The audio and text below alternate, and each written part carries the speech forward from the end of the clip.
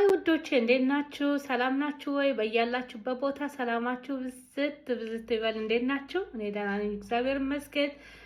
በዛሬ ቀን ደግሞ ይዤላችሁ የመጣሁት በጣም አስተማሪ ነው ብዬ ያልኩት ነገር የዝንጅብል ውሃ ነው። ዝንጅብል እና ሞሪንጋ እና ሎሚ አድርገን እንዴት ነው የምንጠቀመው የሚለውን ነገር ነው።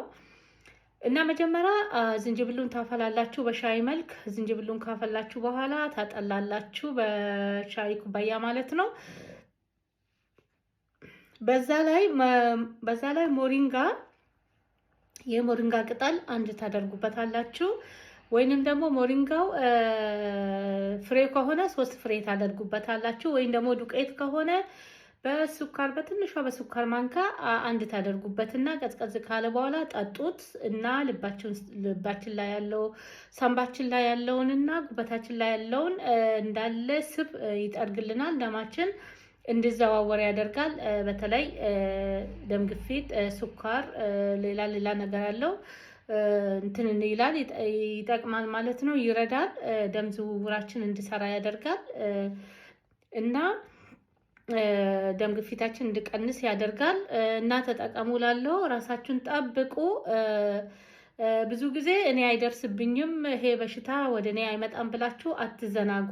በጊዜ ተከላከሉ። ቤታችሁ ውስጥ በቀላሉ የምትሰሩ ነገር ስለሆነ ሞሪንጋ ወይም ደግሞ ሽፈራ የሚባለው ቅጠል ከየት ነው የሚገኘው ለምትሉት ደግሞ ሞሪንጋ ወይም ደግሞ ሽፈራ የሚባለው ቅጠል በመርካቶ ውስጥ ይገኛል። ፍሬውን ከፈለጋችሁ ፍሬውን፣ ቅጠሉን ከፈለጋችሁ ቅጠሉን ከሆነ ግን አንድ ቅጠል ብቻ ነው የምታደርጉበት። ፍሬው ከሆነ ደግሞ 3 ፍሬ ነው። ዱቄት ከሆነ ደግሞ በትንሿ በስኳር ማንካ አንድ ነው የምታደርጉት ማለት ነው። በረድ ካለ በኋላ ትጠጣላችሁ። ከሻይ ጋር አታደባልቁም። ዝንጅብሉን ብቻ በሻይ መልክ ካፈላችሁ በኋላ ነው።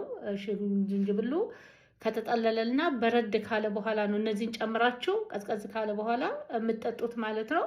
በየቀኑ ብትጠጡ ችግር የለውም። ምክንያቱም ሞሪንጋውን ግን አታብዙት። ሞሪንጋው ቅጠል ከሆነ 1 ቅጠል፣ ፍሬው ከሆነ 3 ፍሬ፣ ዱቄቱ ከሆነ ደግሞ በትንሿ በሻይ ማንካ በትንጧ አንድ ነው የምታደርጉት ማለት ነው።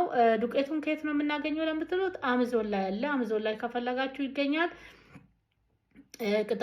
ቅጠሉንና ፍሬውን ደግሞ መርካቶ ውስጥ ሀገራችን ውስጥ በቀላሉ አለ፣ እዛ ይገኛል። ሽፈራ ወይም ሞሪንጋ ካላችሁ አለ መርካቶ ውስጥ ማለት ነው። ራሳችሁን ጠብቁ።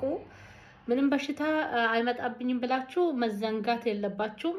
ሁሉም ሰው ራሱን መጠበቅ አለበት። ሕክምና ከመድረሳችሁ በፊት አንዴ ከመጠቃታችሁ በፊት አስቀድማችሁ ተከላከሉ። ራሳችሁን ጠብቁ እና ቅባት ያለበት ምግብ አለመብላት ነው።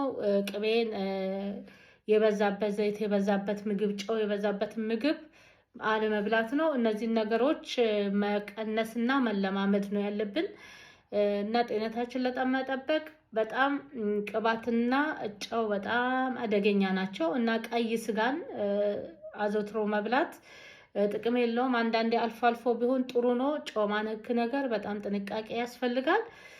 ራሳችሁን ጠብቁ፣ አትዘናጉ። አሁን ሚዲያ በሰፊው ብዙ ነገር እያስተማረ ስለሆነ ከሚዲያ ተከታተሉ። ብዙ ሰዎች እያስተማሩ ስለሆነ ከዛ እየተከታተላችሁ በቀላሉ ቤታችሁ ውስጥ ራሳችሁን መጠበቅ ትችላላችሁ። ራሳችሁን ጠብቁ ላለው አትዘናጉ። ጤንነታችሁን ጠብቁ። መልካም ቆይታ